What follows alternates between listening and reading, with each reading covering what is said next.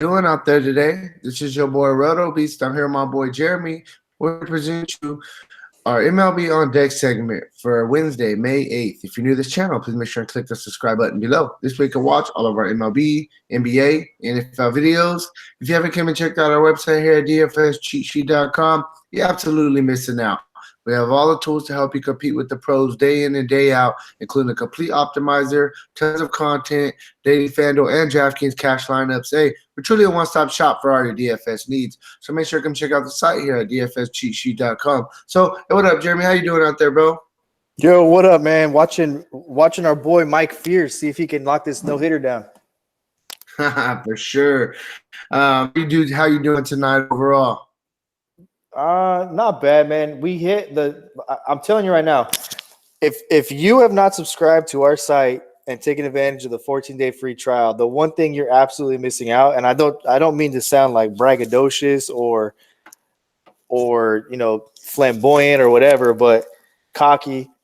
You're missing the deep dive, dude. That's what you're missing. And just to recap some things, like last night, nobody had Martin Perez. We did a complete breakdown of Martin Perez, top pitcher on the slate last night. We recommend the fate of Garrett Cole, light use in tournaments tonight or today. On today's deep dive, I gave you the Royals and told you that Colin McHugh was going to get blown up. The Royals were 1% owned. I believe that Whit Merrifield had 60 fantasy points. Justin Turner had 69. Whit Merrifield had 60, the second highest performer on the slate at 1% owned. 1% owned. So you have you will be a better daily fantasy player just by listening to the deep dive. Forget all the other stuff and the tools we have and all the other stuff, but just the process that you're getting on that, I don't know what you'd be waiting for to possibly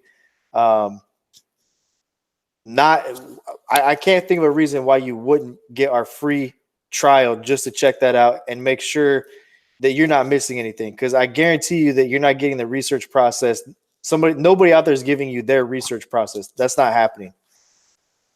Yeah, for sure. Hey, check out the site, man, dfscheatsheet.com. Just like Jeremy said, you got 14 days. Check it out. Absolutely free. If it's for you, cool. If it isn't, hey, move on. No hurt feelings. But hey, anyways, let's jump into this 8-game slate. There's going to be some good spots.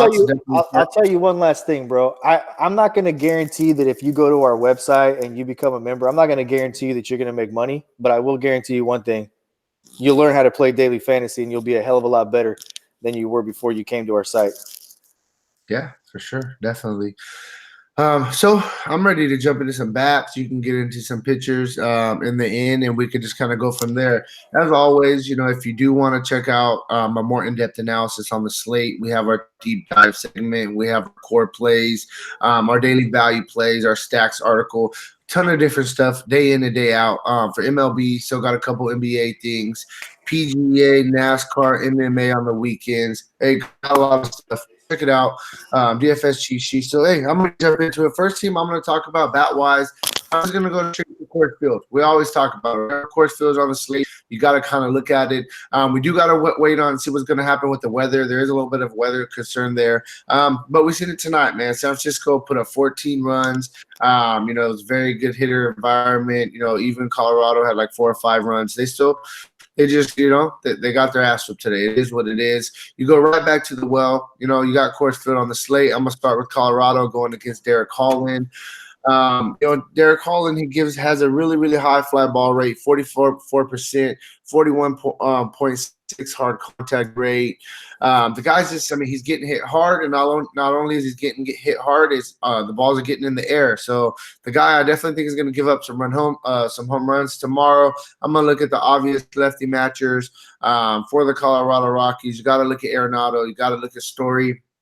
Reynolds wasn't in the lineup today. If he's in the lineup tomorrow, I do like him. And one thing that we quickly that we're talking about earlier that I was checking out too is we're talking about this guy has a 76% pull rate. So the guys are, if guys are hitting it middle end, then that's usually kind of their power spots. And like I said, I definitely think Colorado is going to get a couple home runs tomorrow. Desmond had a pretty good game today. He's relatively cheap.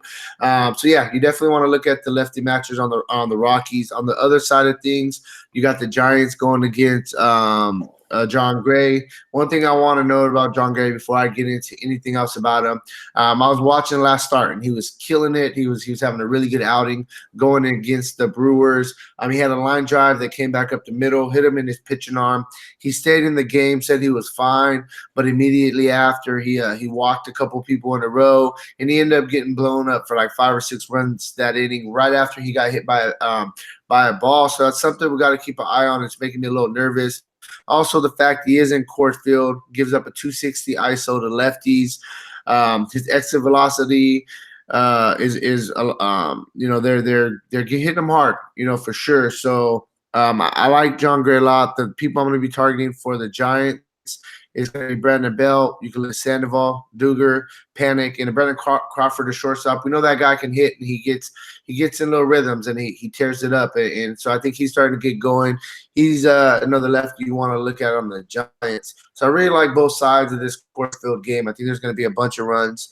Definitely, if the weather allows it, then we want to look at Coors Field. Moving on, next I'm going to look at one quick thing to add to that. Holland is the guy that got Arenado right. And if you remember, Colorado, there was some obvious lefty matchups early in the season that Colorado in previous spots, you would definitely stack them up and they would do well. We know they kill lefties. Until they faced Derek Holland, was the get right for them. That's what got them going. It's what's got them hot. That was the last pitcher they faced, I believe, before they hit the road, went to Atlanta, got hot. Carried that into Milwaukee, and now they're back home, come full circle, back to Derek Holland again. So I believe the start that Holland got blown up against Colorado was the start that landed him on the injured list. He's coming off the injured list to face the team he got right. Yeah, no, for sure. I definitely think that this is a slate where you got to try to get some Rockies in your lineup for sure. Moving out of like I said, I do like San Francisco as well. I definitely like the lefties going against Gray. You briefly mentioned it too. That's a spot like for the next couple of days that you've got to watch because the weather's very, very, very dicey coming up there. Right. And the only positive thing, they're assholes in NBA and didn't want to give us late swap, and we have it in MLB.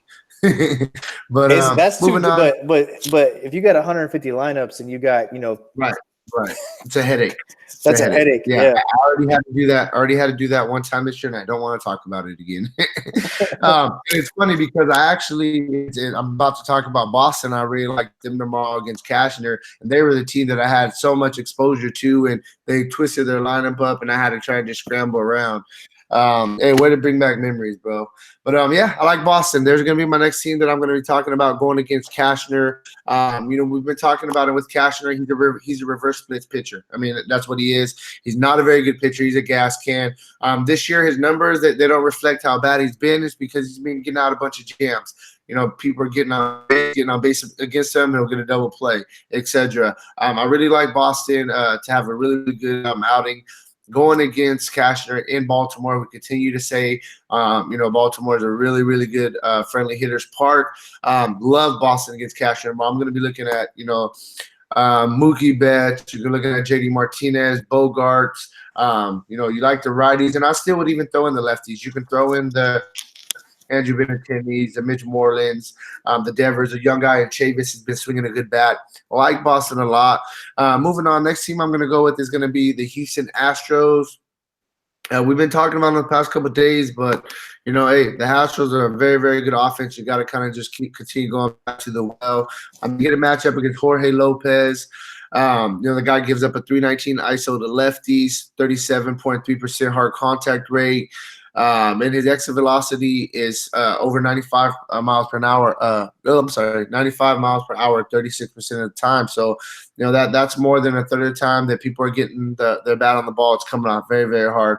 I definitely got to, if we're looking at lefties for Houston, you got to look at Brantley If Reddick is in the lineup, you got to look at Reddick. We were just talking about the other day how hard Reddick hits the ball, and you're getting a pitcher who allows a lot of hard contact to lefties. So I think that Reddick and Brantley are definitely in really good spots. You still got to, even though the guy's a little bit worse against lefties, you still got to look at the righties. This guy's not a very good pitcher, and they have four really good righties: and Springer, Bregman, Altuve, and Correa. Whenever you're talking about Houston, you got to consider them in your stacks as well. So I really like Houston a lot. And then the final team I'm going to talk about, I'm going to go to the Dodgers. Dodgers had a monster night tonight. Well, we'll say Justin Turner had a monster night tonight. Hey, tell them real quick about the story you're telling me about Justin Turner. So Justin Turner, everybody knows that Justin Turner's been struggling with power numbers. He finally got his first home run a couple of days ago. Was that last night or the night before? It was Monday. Was it Monday night? I think it was Monday night. So it was last night, right? Last night he hits his first home run of the season. He stayed after last night and took extra batting practice, and he's working on his timing mechanism. And one thing I always talk about with hitters is balance, right? Pitchers try and keep them off balance. The great hitters have great balance. And he couldn't get it. He felt like he wasn't getting his foot down in time. So I was watching the game. Oral Hershiser was telling the story that Turner stayed late and he was working on his timing mechanism. He didn't feel like he was getting his foot down in time. No sooner than he finished saying that, first inning, he hits a home run. So evidently Justin Turner ironed that out, has a 3 home run night tonight. So Justin Turner probably a guy you're going to want to really include in a lot of your lineups going forward, because he's probably going to be really hot for the next week or so since he's ironed this. He's got balance now. He's got his foot down. He's on time. He's going to feel synced up, and that was clear tonight. Yeah, for sure. So just to recap some of the bats that I'm going to be targeting, obviously we like Colorado on top of things. I'm going to be looking at San Francisco going against Gray, Boston against Cashner. We like the Houston lefties, and you got to throw in some of their righties. And we like the Dodger lefties going against Fulton-Wich, man. That's a team that I really like tomorrow. Fulton-Wich, he gives up a 333 ISO to lefties, 308 ISO to righty. So either way, he's getting hit pretty hard. And he gives a 56% fly ball rate to batters. So, I mean, they're getting the ball in the air, 41% hard contact rate.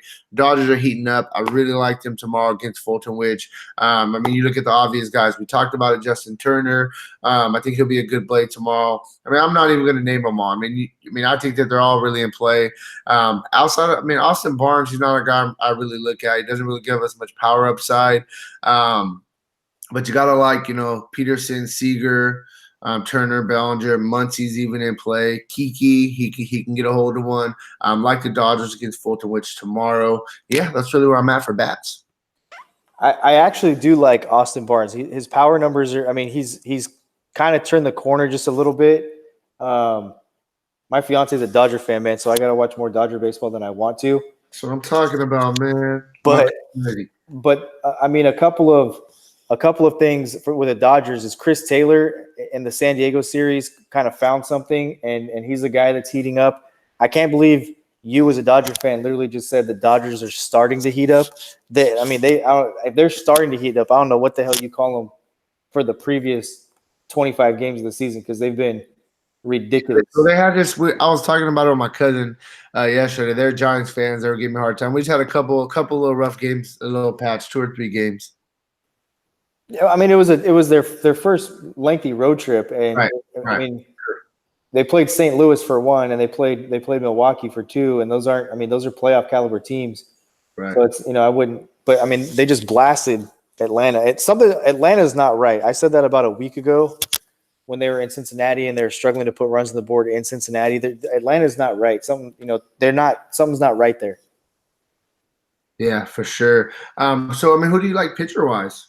Right now, I like Fears, man. This dude's thrown 130 pitches, 2-2 count, 2 outs, and he just threw a no-hitter.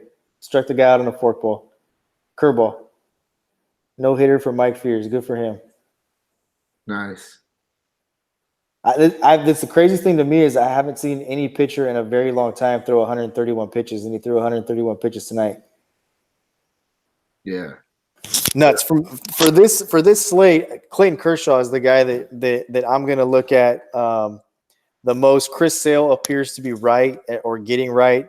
We've talked about Chris Sale quite a bit. We've done quite a bit of deep dives into Chris Sale, and we've documented kind of what his struggles were and his progression out of it. At first, Chris Sale was really struggling with velocity and location. He got 2 starts ago against the Yankees. He got some velocity back, and he started hitting that 96, 97 a couple of times. But he struggled in that start with location and ended up getting hit. You see him kind of put it, for the most part, in his last start, kind of put it all together where he's got the velocity back and he was able to hit his spots and he had really good location. I don't care how hard you throw. I don't care what your pitch mix is. If you leave the ball over the middle half of the plate, you're going to get lit up. And that's what Chris Sale's kind of last thing to fix was. I know he's 1-5 on the season, but I can see Chris Sale as a type of pitcher that can get on a run and win 8 or 9 or 10 games in a row here and get that record right back on track. A 4.97 ERA. This guy is a premier pitcher. He's 11,000 on this slate. You've also got Tyler Skaggs, who has pitched fairly decent for Anaheim. You've got Matthew Boyd, Jose Urena. This guy is my favorite pitcher to target against in all of baseball. But, the interesting pitchers on this slate, I don't like to play narratives, but if I'm not mistaken, Sonny Gray is back where he started tomorrow night in Oakland. Brett Anderson, this guy can kind of go either way. It'll be really interesting to see how Cincinnati responds after getting no hit. There's some pitchers on this slate that I think people are going to look to for value that I think are 100% traps. And this is a shorter slate, and I really think it's a pretty straightforward slate from a pitching standpoint. There's only a couple pitchers that you really need to get exposure to, and you're going to have to try to figure out how to fit Coors. If Coors Field does play, you have to try to figure out how to fit Coors Field in with some of these bigger pitchers. The most interesting guy on this slate to me is Andrew Cashner, and it'll be interesting to see what kind of a lineup they roll out there tomorrow night. Because he is a reverse splits guy. Cashner hasn't pitched terrible this year. I know that the Cashner can get blown up, but the guy's won 4 games, 5.03 ERA though. So Andrew Cashner is extremely interesting. I think he'll be a very contrarian play tomorrow. It's the guy we'll talk about on the deep dive. Yeah, for sure. So, hey, that's kind of where we're at. This quick little overview of tomorrow's 8-game main slate. As always, like I said, if you want a more in-depth analysis, check out the site, dfscheatsheet.com. You got 14 days, man. Check it out. You got nothing to lose. If it ain't for you, cancel it, move on. Hey, it's all good. Anyways, hey, good luck on your guys' contest tomorrow, and peace out, guys.